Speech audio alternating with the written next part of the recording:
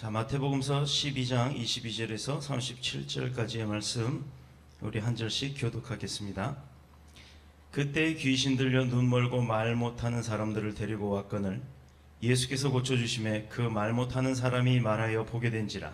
무리가 다 놀라 이르되 이는 다윗의 자손이 아니냐 하니 바리새인들은 듣고 이르되 이가 귀신의 왕 바알세불을 힘입지 않고는 귀신을 쫓아내지 못하느니라 하거늘 예수께서 그들의 생각을 아시고 이르시되 스스로 분쟁하는 나라마다 황폐하여질 것이요 스스로 분쟁하는 동네나 집마다 서지 못하리라.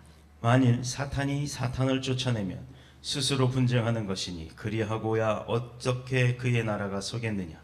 또 내가 바알세불을 힘입어 귀신을 쫓아내면 너희의 아들들은 누구의 힘을 힘입어 쫓아내느냐. 그러므로 그들이 너희의 재판관이 되리라. 그러나 내가 하나님의 성령을 입입어 귀신을 쫓아내는 것이면 하나님의 나라가 이미 너희에게 임하였느니라. 사람이 먼저 강한 자를 결박하지 않고서야 어떻게 그 강한 자의 집에 들어가 그 세간을 강탈하겠느냐. 결박한 후에야 그 집을 강탈하리라. 나와 함께 아니하는 자는 나를 반대하는 자요 나와 함께 모으지 아니하는 자는 해치는 자니라. 그러므로 내가 너희에게 이르노니 사람에 대한 모든 죄와 모독은 사하심을 얻되 성령을 모독하는 것은 사하심을 얻지 못하겠고 또 누구든지 말로 인자를 거역하면 사하심을 얻되 누구든지 말로 성령을 거역하면 이 세상과 오는 세상에서도 사하심을 얻지 못하리라. 나무도 좋고 열매도 좋다 하든지 나무도 좋지 않고 열매도 좋지 않다 하든지 하라. 그 열매로 나무를 아느니라. 독사의 자식들아 너희는 악하니 어떻게 선한 말을 할 수 있느냐. 이는 마음에 가득한 것을 입으로 말함이라. 선한 사람은 그 쌓은 선에서 선한 것을 내고 악한 사람은 그 쌓은 악에서 악한 것을 내느니라. 내가 너희에게 이르노니 사람이 무슨 무익한 말을 하든지 심판날에 이에 대하여 신문을 받으리니. 함께 읽겠습니다. 내 말로 의롭다 함을 받고 내 말로 정죄함을 받으리라. 아멘. 살아계신 하나님의 말씀입니다. 할렐루야. 우리 오늘 성경 본문의 말씀의 제목은 예수님과 바알세불, 그 파트 두 번째 41번째 강의입니다. 우리가 지난 시간에 이어서 오늘 본문의 배경과 또 성령에 관한 세 가지의 죄로 무슨 죄가 있다고 했죠? 기억나세요?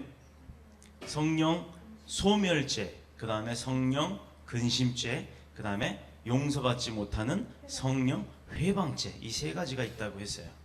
그러면 오늘은 왜 유대인들은 성령 회방죄에 빠질 수밖에 없었는가?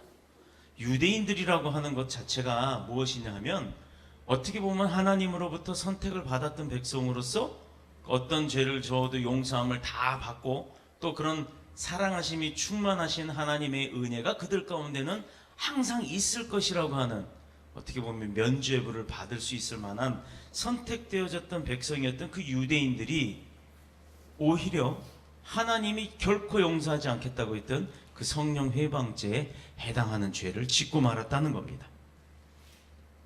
성경을 보면 놀라운 것은 이방인들이나 백부장 그리고 소경 같은 사람들은 은혜를 많이 받았어요.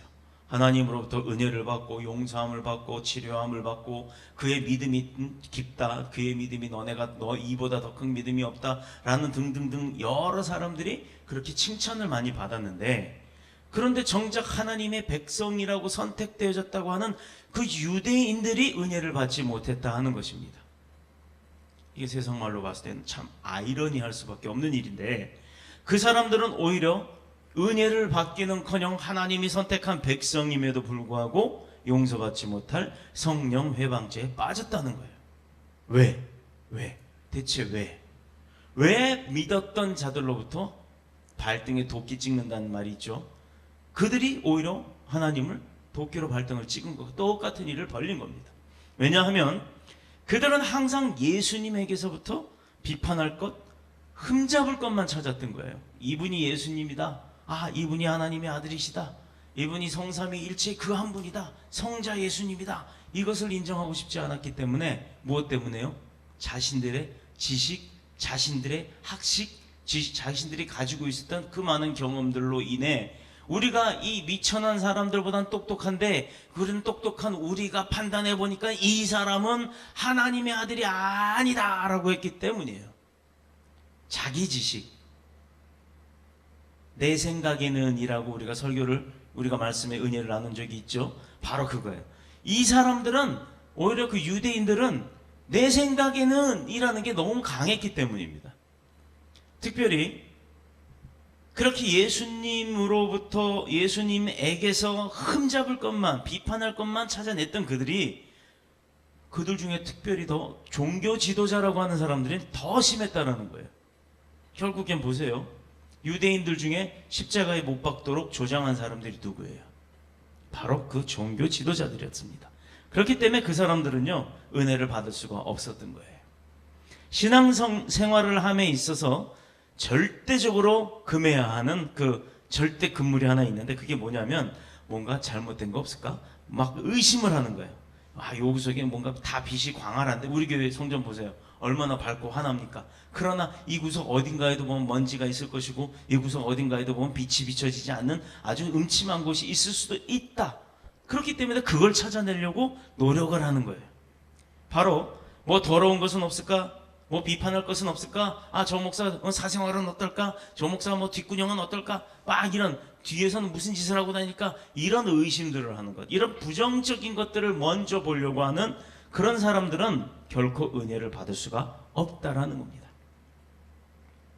우리말에 그 속담에 며느리가 미우면 그 손자도 밉다라고 했어요. 제가 이제 할아버지가 될 나이가 돼서 그런가, 이렇게 애기들 보면 막 남의 아기인데 이렇게 한번 머리 좀 쓰다듬어 보고 싶고, 괜히 한번 안아보고 싶고 막 이래요. 이게 왜 그러는가 했더니, 제가 우리 애들 어렸을 적에 어떤 지나가다 할아버지 할머니들이 그냥 괜히 한번 만져보려고 그러고, 막 뭐 심지어 뭐 고추 따 먹어보자 막 이런 얘기도 한 적이 있고 그래요. 그런데 그게 참 싫었었어요. 그런데 그 마음이 이제서 이해가 되더라 이 말입니다. 내 손주 마냥 그냥 아기들은 다 이쁜 거예요. 이게 그런 마음이 있는데, 하물며 그런 마음의 손주들을 보면서도 며느리가 미우니까 그 손주가 밉다라는 말이 있어요. 이 속담은요, 손자 있는 사람들은 다 아실 겁니다. 손주들이 얼마나 이뻐요. 그거 뭐 할아버지 상투를 잡아도 허허허 웃을 수밖에 없는 게 이쁘니까. 그런데 그런 아들 딸보다도 손주들이, 손자 손녀들이 더 이쁜데, 사실 내리사랑이라는 말 때문에 더 그렇다고는 합니다만, 젊어서 처음에 아들 딸 낳아서는요, 그게 귀여운 줄 잘 몰라요. 얼떨결에 아이가 생기고 결혼하고 나서 얼떨결에 하나 낳고 둘 낳고 이러다 보니까, 키우다 보면 정신없이 살게 되고, 그러다 보면 이 아이들에 대해서 그냥 의무감, 해줘야 되는 부분에 대한 건 최선을 다하는 그런 부모의 역할밖에 기억이 안 남습니다. 사실 저도 제 아들들한테는 그런 기억밖에 없어요. 아빠로서 과연 내가 뭘 잘해줬지라고 생각해보면 그냥 별로 없는 것 같아요. 다 모든 부모님들이 뭐 다 저와 같지는 않겠지만, 그런데 생활은 어려운데 울면은 귀찮고 어설퍼요.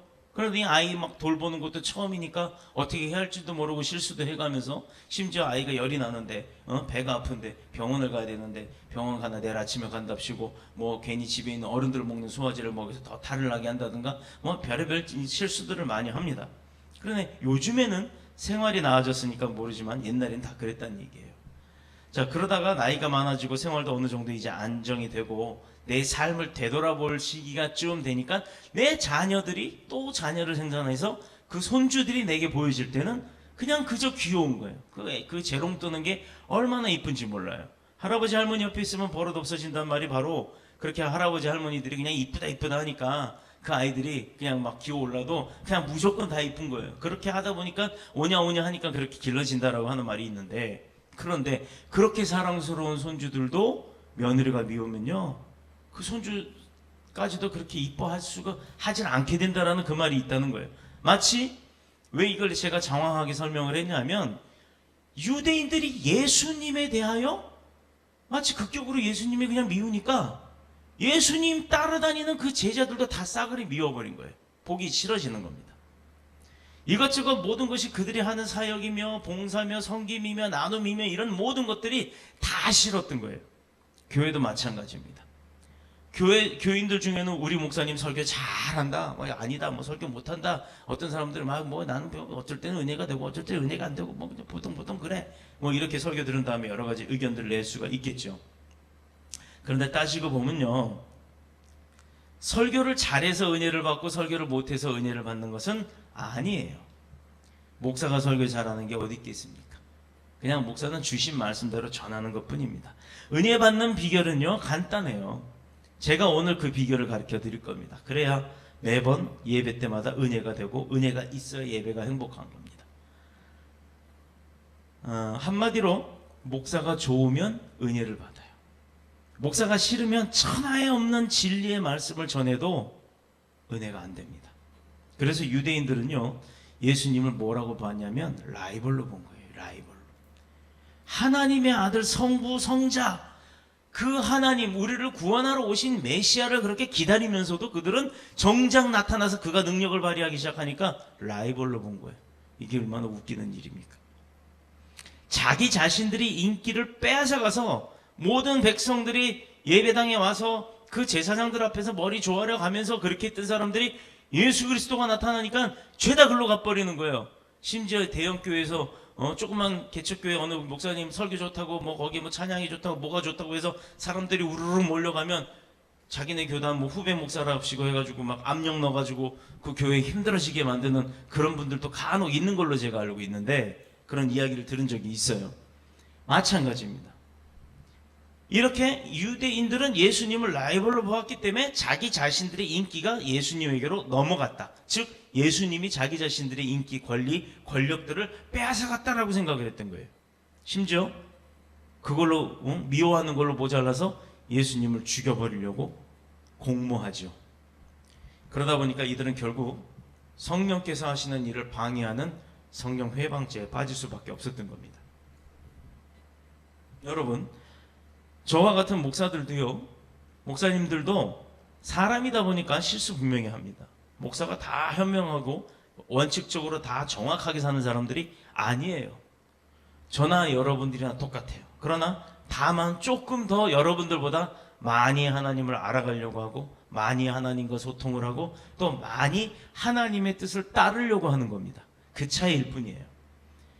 목사도 사람이기 때문에 실수한다고 했어요. 그런데 목사를 싫어한 나머지 그 사람으로서 한 그 실수 때문에 상처를 받거나 시험이 들어서 그 목사가 싫은 나머지 하나님이 주시는 그 말씀까지도 은혜가 안 돼 버리는 상황이 생긴다면 이곳은요, 자칫 성령 회방죄에 걸릴 위험이 있다라는 겁니다. 말씀은 제가 주는 게 아니고 하나님이 주신 거를 저는 그냥 대언만 합니다.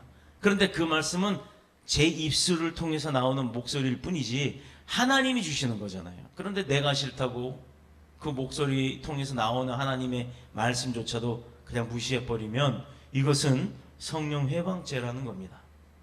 그래서 우리가 조심해야 됩니다. 물론 우리가 진실한 성도들이라면 뭐 우리 교회는 다 그렇습니다만, 아까도 전제를 했지만 성령 회방죄에는 걸릴 수가 없어요. 지난 시간에 말씀드렸죠. 믿음의 백성들은 성령 회방죄에 걸리지 않는다라는 것. 그러나 교인들은 걸린다는 거예요. 교인들은. 성도라면 안 걸릴 수 있는 그 성령 회방죄가 교인은 걸릴 수 있다라는 겁니다. 그래서 제가 분명히 성도와 교인은 다르고, 다 교회 다닌다고 교인은 아니라는 겁니다. 교회 나오는 모든 사람들이 다 성도가 아니라는 것과 같은 거예요. 성령 회방죄가 어떻게 보면 세 가지의 성질이 있어요. 그 첫 번째는 뭐냐면, 성령 회방죄라는 것은 행동으로 하는 것이 아니라 내 마음으로 짓는 죄입니다. 성령 회방죄는 입술이나 몸으로 그렇게 뭐 어떤 행동이나 말로 해갖고 짓는 죄가 아니고요, 마음속에서 이미 내가 생각함과 동시에 그 죄는 지어질 수가 있고, 하나님은 우리의 머리털을 또 다 세신바 된다고 했어요.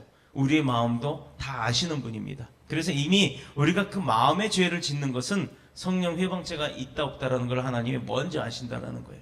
성령 회방죄라는 것은 마치 샘에서 물이 솟아날 때 그 샘이 어떤 샘이냐에 따라서 그 물의 종류가 다른 거예요. 이번에 생소도 회사들 크게 사건이 났죠. 심지어 우라늄이 나왔답니다. 우라늄이 뭔지 알죠? 핵폭탄 만드는 원료. 그거 방사능이 있어요. 방사능에 피폭이 되면 어느 정도 비폭이 되면 사람이 기형이 되기도 하고 뭐 여러 가지 문제가 생기죠. 그런데 우리가 사서 먹는 그 생수 어느 회사에서는 그게 파다 나오다 어떤 물은 그 안에 우라늄 성분이 포함된 생수가 나왔다고까지 합니다. 자, 흙탕물을 파서 만든 생수의 샘에서는 파도 뭐가 나오겠어요? 흙탕물이 나오겠죠. 한동안 캄보디아 우리가 선교하러 갈 캄보디아에 많은 교회들이 그 우물 파주는 사업들을 많이 했어요. 사역들을. 그런데 그 우물 정작 그 사람들은 먹습니까? 안 먹어요. 왜냐하면 캄보디아 땅은요, 땅에 비소라는 성분들이 참 많이 있어서 우물을 팔 때 그 뿌연 물들이 비소가 섞여 있는 거래요. 비소가 뭐냐면 물론 다는 아니겠지만 대다수가 그렇답니다.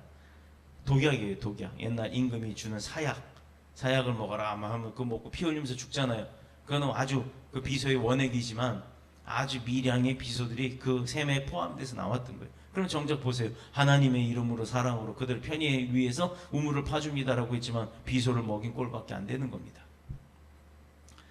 누가 한번 해서 그게 필요하다면 너도 나도 가서 그거 해준답시고 막 달려들었기 때문에 그런 문제들이 발생을 하는 거예요. 심지어 지금은 캄보디아 백성들조차도 원주민들조차도 그 우물 쓰지 않는답니다. 취지야 좋았지만 결과가 잘못된 거예요. 그래서 어떤 샘에서 흙탕물이 나오면 흙탕물 샘은 계속 흙탕물만 나오고 어떤 샘엔 단물이 나오는 데도 있을 것이고 어떤 샘에는 무슨 뭐 나무 뿌리들이 많이 연련되어 있으면 쓴물이 나오기도 합니다. 뭐 초정리에 가면 뭐 탄산수 같은 그런 것도 있다고 합니다만 그 샘의 근원이 쓴 샘일 때는 쓴물이 나오는 거고 흙탕물 샘일 때는 흙탕물이 나오는 거예요. 그렇기 때문에 중요한 것은 그 샘, 우물이라고 하는 그것 자체가 중요한 거지 그곳에서 나오는 물이 중요한 게 아니라는 얘기입니다. 자, 교회라는 곳이 덩치만 크고 건물이 아무리 좋아 물론 좋고 다 갖췄다 그러면 좋죠. 근데 그렇게만 돼 있다고 하면 그 안에 있는 사람들이 다 좋은 샘물에 앉아 있는 것은 아닐 수 있다는 얘기입니다. 어떤 사람은 이단이 하는 설교를 듣고 은혜가 된다고 하면 이단이 은혜가 되는 사람이 되는 거예요. 그러면 이단의 신자가 되고 이단에게 교약을 받는 거죠. 정작 하나님을 이야기하지 않고 교회가 사역만 넓혀갖고 지역의 이름만 알리고 있다 그러면 그 안에서 뭘 배우고 살겠습니까? 우리가 분명히 천국 가는 방법은요, 뭐라 그랬어요? 봉사를 많이 해서 천국 가는 게 아니란 얘기예요. 천국 갈 수 있는 방법은 뭐라고요? 예수 그리스도를 믿음으로 말미암아 갈 수 있다고 했습니다. 구원을 받기 때문에. 그런데 교회가 그 예수를 말하지 아니하고 교회가 지역 주민을 위한 봉사와 헌신과 섬김과 사역과 나눔에 대한 것만 강조를 한다면 시스템에 대한 것 강조하고 교회의 뭐 예배 시스템 그다음에 뭐 찬양 이런 것만 강조를 한다 그러면 그 교회 안에서는 예수님 만날 수 있는 방법이 있겠어요? 그게 무슨 셈이 될까요? 흙탕물 셈일까요? 쓴물 셈일까요? 그건 여러분들이 판단하십시오. 교회는 크고 작고가 중요한 게 아니에요. 그래서 아무리 천막 쳐놓고 지어서 예배드리는 허름한 교회라 할지라도 예수 그리스도가 있는 곳, 그곳이 바로 진정한 교회인 줄로 믿습니다. 설교도 마찬가지예요. 어떤 목사가 그 목사가 어떤 목사냐에 따라서 설교가 달라진다는 거죠. 뭐 어떻게 표현을 할까요? 목사가 어떤 사람이냐에 따라서 그 나오는 설교가 진리일 수도 있고 하나님을 잘 알지도 못하는 사람이 그저 뭐 인터넷이나 이런 데서 막 주워다가 그렇게 하시는 분들이 있다고 하는데 그렇게 해갖고 설교해봤자 그거 모르겠습니까? 그건 하나님이 먼저 하시잖아요. 그게 진리가 안 될 수도 있다는 얘기예요. 왜냐? 하나님에 대한 학식이 없고 공부도 제대로 안 한 사람들이 그냥 설교한답시고 그래서 평신도 설교 이거 굉장히 위험한 거예요. 설교권은 목사에게 있는 겁니다. 왜? 그나마 학식적으로 조금 더 하나님을 많이 알아가고 성경을 알아가고 그렇게 연구를 한 사람들이 설교를 하는 건데 우리 교회는 평신도 사역합니다 해서 권사 세우고 막 세우는 교회들이 있어요. 그 교회가 잘못됐다는 건 아닙니다. 그 교회 내 자체 사역은 그렇게 인정이 되겠죠. 그러나 제가 보는 판단 하에서는 그거 굉장히 위험한 사항이라는 거예요. 그러니 어떤 장로가 자살해도 천국 간다는 소리를 하죠. 자살하면 뭐 된다고요? 성령 해방죄 걸려요, 안 걸려요? 걸린다 그랬죠. 회개할 기회가 없으니까. 그런데 그런 사람이 어떻게 천국 간다고 얘기를 합니까? 어디서 뭘 인터넷에서 잘못 주워 들어서 그래요. 인터넷에서 자살해도 천국 갑니다라고 얘기하신 목사님이 있어요. 근데 그 목사님이 하신 얘기는 그 앞부분을 잘 들어봐야 되는 거예요. 결론은요, 자살한 자는 천국 갈 수가 없다라는 겁니다. 어떤 사람은 이단이 하는 설교 듣고도 은혜가 되면 그 이단이 진리인 줄로 믿는 거예요. 우리 아이 하나 있었잖아요. 우리 엄마가 그러는데요, 예수 믿으면 지옥 간대요. 십자가는 우상이래요. 그래서 우리 교회는 십자가를 모두 다 땡강 잘라버렸어요. 우리 교회는 십자가라는 것이 없어요. 예수를 믿는다고는 하는데 따지고 보면 그 예수가 누구냐? 거기 교단 교주예요. 재림한 교주라고 하는데 그 사람은 죽지 말아야죠. 재림한 예수면 뭐 다 구원시켜야 되잖아요. 근데 왜 그 사람 병 들어서 빌빌빌거리고 병원 다니고 있습니까? 이거부터가 틀린 거예요. 창고에서 무엇을 꺼낼 때는요, 여러분 생각해 보세요. 내가 방 안에 서랍 안에 귀중품을 넣어놨어요. 돈을 넣어놨으면 돈도 넣어놓고 뭐 다이아몬드도 넣어놓고 또 뭐 핸드폰도 넣어놨다고 칩시다. 그 세 가지를 서랍에 넣어놓고 내가 그 서랍을 딱 열었을 때는, 아니 내가 넣어놓지도 않은 게 그 안에서 나와요? 넣어놓은 게 나온단 말이에요. 그렇죠? 내가 성경책 넣어놓고 또 찬송가 넣어놓고 그 다음 묵상집 넣어놓고 기도집 넣어놓고 이렇게 했을 때 내가 나중에 열어서 딱 꺼내 거기 넣어놓지도 않았던 핸드폰이나 금덩어리가 나오겠어요? 바로 그겁니다. 창고에서 무엇을 꺼낼 때는 이미 거기에 내가 넣어둔 것을 꺼내는 거예요. 그렇기 때문에 우리가 아무거나 함부로 나한테 넣어버리면 안 되는 거예요. 우리가 그래서 진리의 말씀을 들어야 되는 거고, 진리인지 아닌지 모르겠다 싶을 때 그럴 때 신앙상담들을 하시는 겁니다. 여러분이 설거지를 하다가 뭐라 그래요? 그 설거지하기 위해서 담가 놓는 통, 우리 집엔 녹색 통이 있는데 그 무슨 통이 있어요. 하여튼 좌우지간 거기다 물을 담가 놓고, 왜 밥을 먹고 나면은 이렇게 밥알 같은 것도 막 굳고 그러니까 설거지하기 편하려고 거기다 물에다 담가 놓잖아요. 그러고 나서 바로 이제 좀 닦으면 얼마나 좋아. 근데 만약에 그거를 급하다고 해서 하루 지나고 이틀 지나고 그대로 놔둬버리면 그 물이 어떻게 됩니까? 처음에는 깨끗한 물에 그릇을 넣어놨잖아요. 근데 그게 시간이 가면요, 말 그대로 구정물이 됩니다. 구정물. 그리고 외출했다 저녁에 들어와서 그 구정물 이렇게 보면요, 좀 지저분했던 게 밑으로 다 깔았고 위에는 깨끗한 물이 있어요.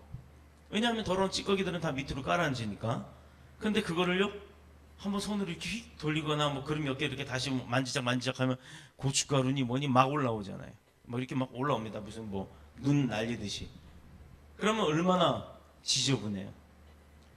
더러운 게 되게 많죠. 인간의 마음도 마찬가지예요. 평소에는 다 믿음이 좋은 신사요, 또 숙녀요, 또 누가 보면요 아주 막 대단한 사람들이에요. 믿음이 아주 좋은 권사고 집사예요. 그런데 그 사람의 마음속에 손을 한번 푹 집어넣고 풍랑이라는 게, 시험이라는 게 한번 휘휘 뒤집어 놓고 나면 뭐가 일어나요? 시기, 분노, 질투, 막 별의별 게 다 쏟아져 나옵니다. 구정물통 이상 가는 아주 더러운 것들이 그 사람 마음속에서 다 튀어나온다는 거예요. 이게 평소에는 잘 모르던 사람들도 가장 어려운 내 환경에 처했을 때, 내가 힘든 상황이 왔을 때, 시험이 든다고 하는 그때가 왔을 때 바로 그 사람의 본색이 드러납니다. 이때가 중요한 거예요. 이때가. 바로 유대인들이 그랬다는 겁니다. 그들의 마음속에 죄악이 들어있었기 때문에 꺼내는 게 다 죄악이 나오는 거예요. 예수님이 어떤 사역을 대할 때 막 터져 나옵니다. 시기, 질투, 분노, 막 당지음 이런 게 엄청나게 쏟아져 나온 거예요. 두 번째, 그래서 이것은 말이 아닌 행동으로 하는 게 성령 회방죄라 그랬어요. 그래서 이렇게 막 쏟아져 나오는 걸로 막 행위를 하니까, 말을 하고 막 저주를 하고 이렇게 하니까 바로 성령 회방죄에 해당이 된다는 겁니다. 두 번째 특징은 뭐냐? 성령 회방죄는 밝은 증거의 빛 가운데서 저지르는 것. 어두움 속에서 저지르는 게 아니고요, 밝은 빛 가운데서도 보란 듯이 저지른다는 거예요. 몰라서 무지해서 짓는 죄가 아니라는 거죠. 알고 짓는 죄가 성령 회방죄라는 겁니다.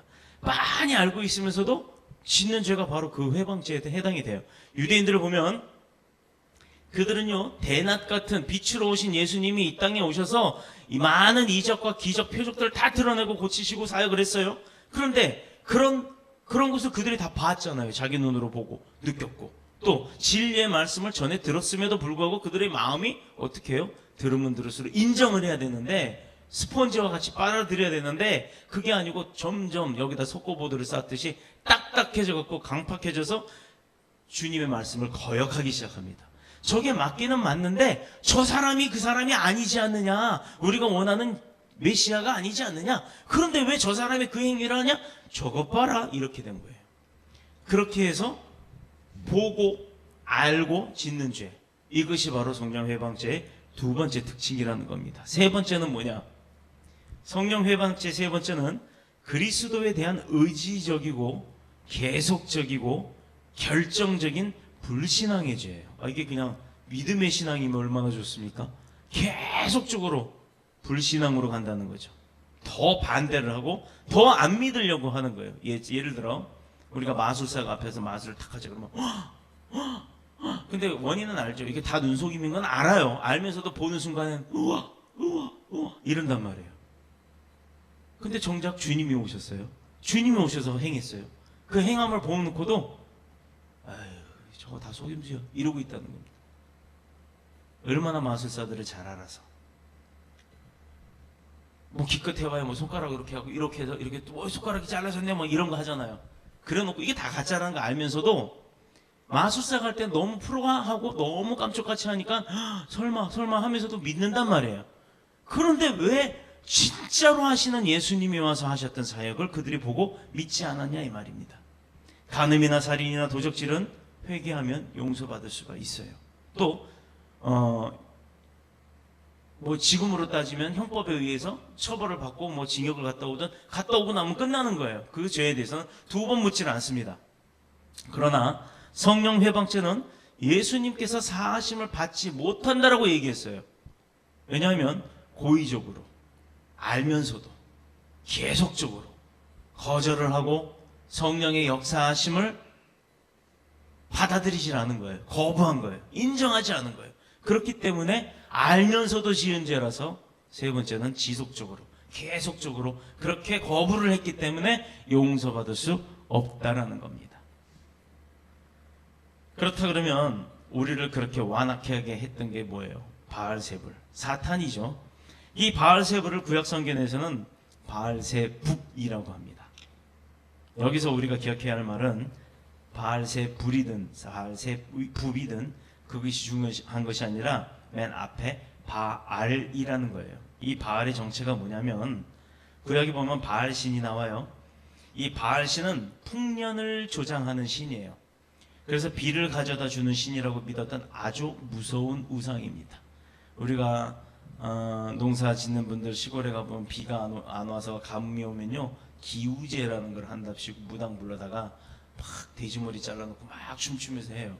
또 바다에 가면요 풍어제라는 거를 해요.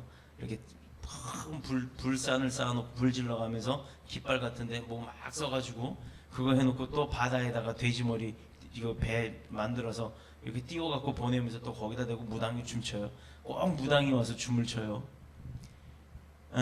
바로 이런 거예요. 이 바알을 숭배하는 신앙은요 블레셋에서 아주 유명했던 것입니다. 블레셋 사람들이 온갖 잡신을 다 믿었어요. 이스라엘 백성들이 광야 생활할 때는요 그 순수했던 이스라엘 종의 생활에서 벗어나왔던 이스라엘 사람들은 광야 생활할 때 누가 돌보셨어요? 바알이 돌봤나요? 하나님이 돌보셨잖아요. 약속의 신이었던 하나님께서 너네 가나안 땅까지 갈 때 불기둥 구름기둥 만나와 메추라기 등등등 모래 바위를 쳐서 물이 나오게 하는 등등등 그들이 원했던 것을 다 들어주셨단 말이에요. 그럼에도 투덜투덜했죠.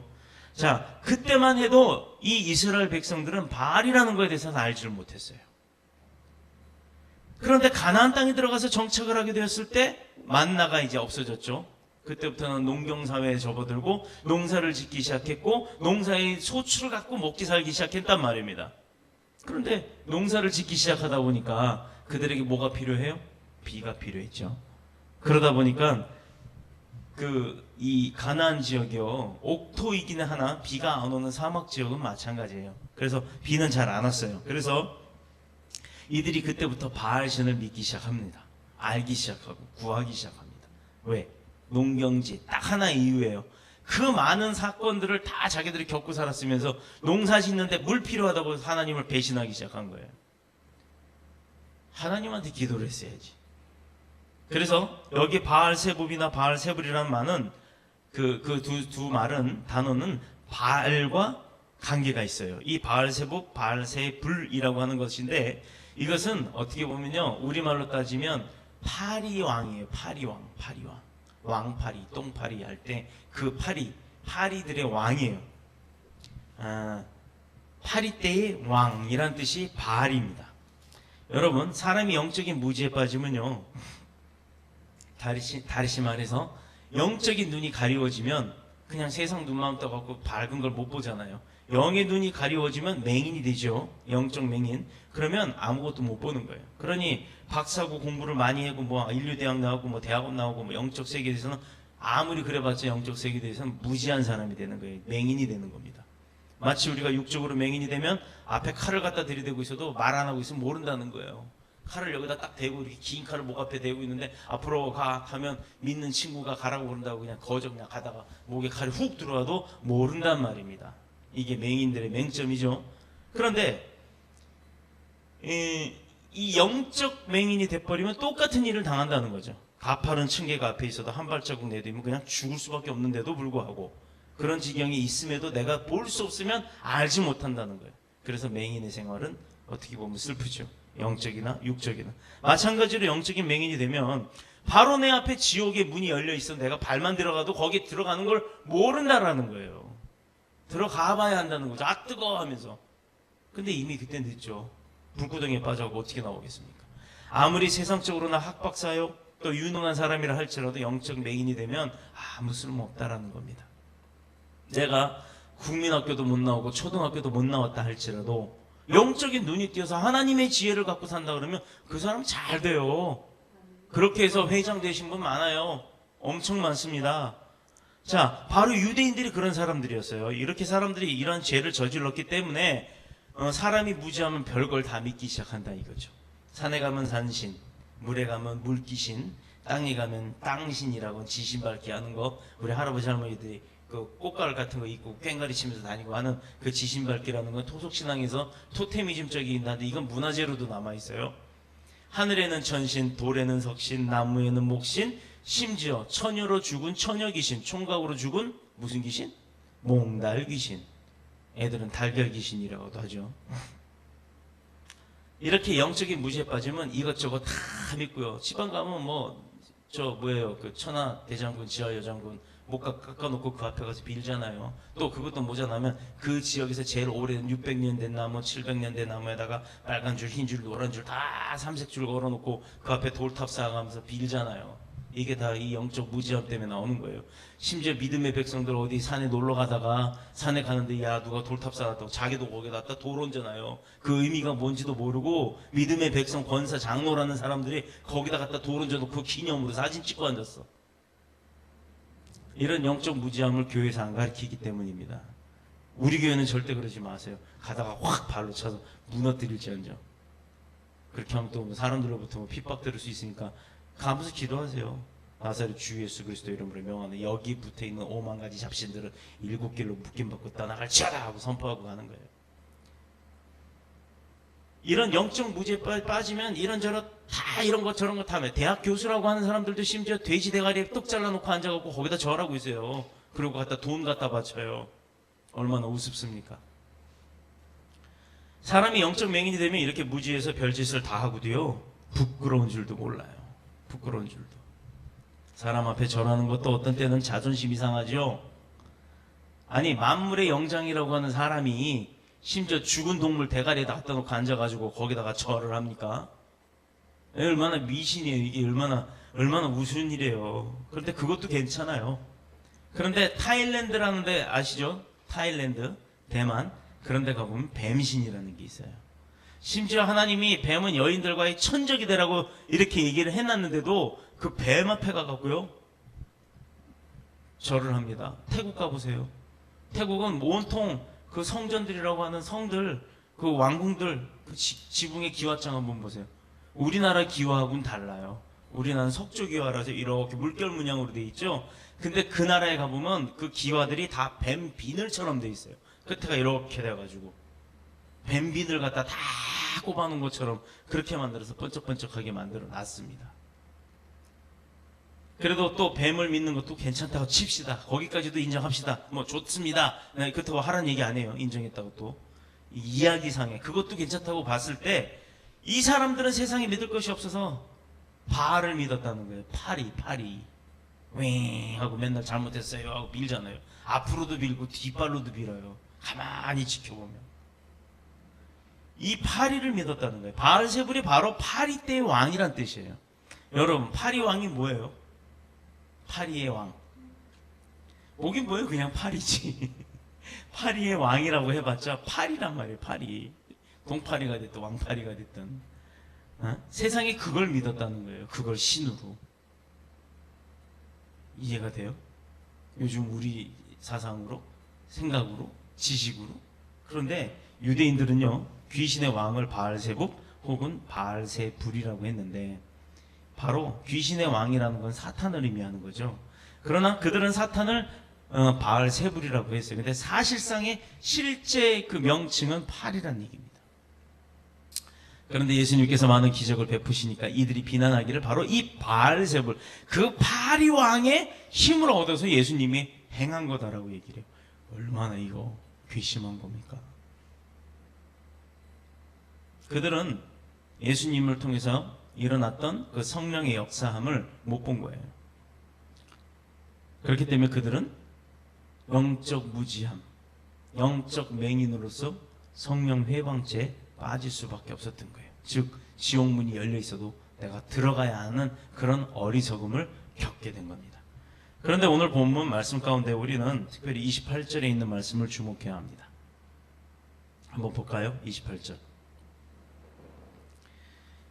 그러나 내가 하나님의 성령을 힘입어 귀신을 쫓아내는 것이면 하나님의 나라가 이미 어떻게 했다고요? 너희에게 임하였느니라. 여기서는 중요한 말은 다 지우고 이미라고 되어 있는 거예요. 이미라는 뜻이 뭐예요? 이미라는 것은 예전도 아니고 과거도 아니고 지금 현재인데 현재보다 조금 앞선 시간을 이미라고 합니다. 지금 내가 겪고 있는 이 시간보다 먼저 와 있었던 것, 그것을 이미 왔다, 이미 도착했네, 이미 보냈는데 이렇게 얘기하는 거예요. 내가 뭔가 판단을 하는 그 시점보다 조금 앞선 것. 보세요. 그 밑줄을 쳐두셔도 좋아요. 이미라는 말에. 하나님의 나라가 이미 너희에게 임하였느니라. 미래에 임하는 것이 아니라 지금도 아니고 바로 지금 전에 와 있었다라는 거예요. 벌써 이미 임했다라는 겁니다. 성령의 역사가 나타나는 그곳에는 하나님의 나라가 이미 선포되어 있다라는 거예요. 그러니 우리 교회가 이렇게 지한데도 쿡쿡한 냄새 안 난다고 사람들 올 때마다 놀래요. 아니 교회가 무슨 지한데 뭐 지하 냄새가 안 나요? 이 소리를 다들 하세요. 그게 저는 무슨 기술이 있어서 한 게 아니에요. 우리 가람이도 알다시피 이거 할 때 기둥 세우고 그 옆에 막 스티로폴 다 막 먼지 뒤집어 써가면서 그거 앉아갖고 좋다고 웃어가면서 그거 잘라갖고 끼워 넣는 사진도 있듯이 우리는 그거밖에 한 게 없습니다. 그런데요, 그게 그렇게 큰 효과를 내는 거래요. 그게 그 차단을 하는 건 둘째치고 그 바깥의 벽과 이 안에 실내 공기와 그걸 단열을 하는 역할을 해서 그럼 그럴 줄 알았으면 더 집어넣을 걸. 한 2배로 막 더 많이. 근데 그걸 몰랐죠. 근데 그걸 끼우라는 마음을 주셔서 끼우기만 했던 것 뿐입니다. 그런데 바로 그런 것 때문에 이런 좋은 효과들이 있는 거예요. 그래서 우리 교회가 하나님이 만드신 곳이기 때문에 무슨 사역을 하든 무슨 기도를 하든 우리가 응답이 빠른 이유가 바로 거기에 있는 거예요. 성령께서 함께 하시니까 바로 들으시는 거예요. 우리가 이야기할 때마다 듣는 거예요. 그러니 교회에서 푸념하지 마세요. 교회에서 불평하지 마세요. 교회에서 하나님 앞에 따지지 마세요. 하나님 앞에 늘 감사함만 고백하세요. 하나님 앞에 찬양하세요. 왜? 이곳은 하나님이 듣고 계시는 곳이라고 우리가 알고 있으니까 우리는 하나님 앞에 구할 것 있으면 이곳에 와서 구하세요. 그러면 응답이 되잖아요. 굉장히 빠릅니다.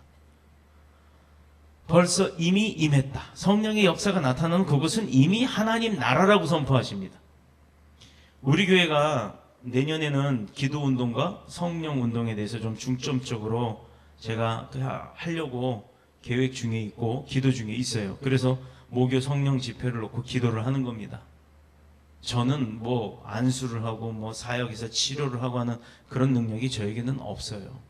분명히 저는 그런 능력이 없습니다. 그런데도 그런 능력을 행하시는 하나님을 믿기 때문에 그 사역을 하겠다라는 거예요.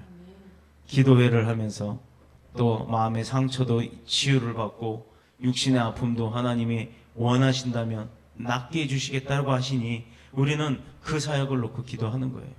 이유가 뭐예요? 기도 운동을 해야 성령 운동이 벌어지는 겁니다.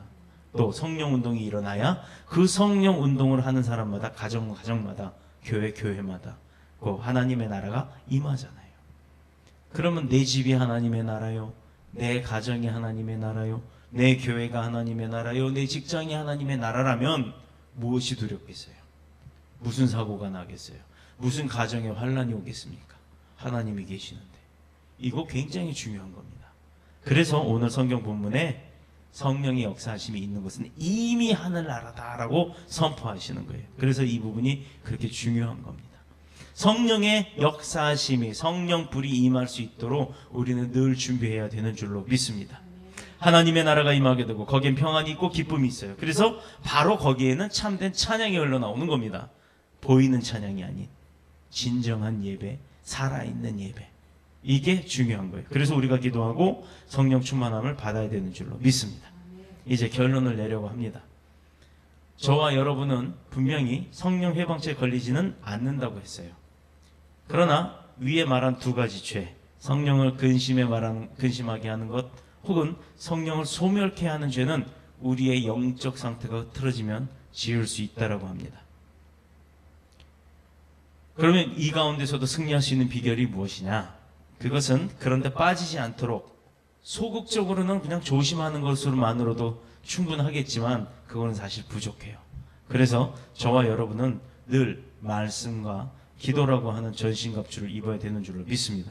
사탄 마귀를 물리치려면 말씀의 검, 성령의 검을 가져야 돼요. 내게 무기가 있어야죠. 무기 없이 어떻게 하려고요? 전쟁 나가면 무기 없으면 져요. 요즘 북한하고 미국하고 막 붙으려고 그러잖아요. 근데 어디 북한이 감히 미국하고 되겠어요?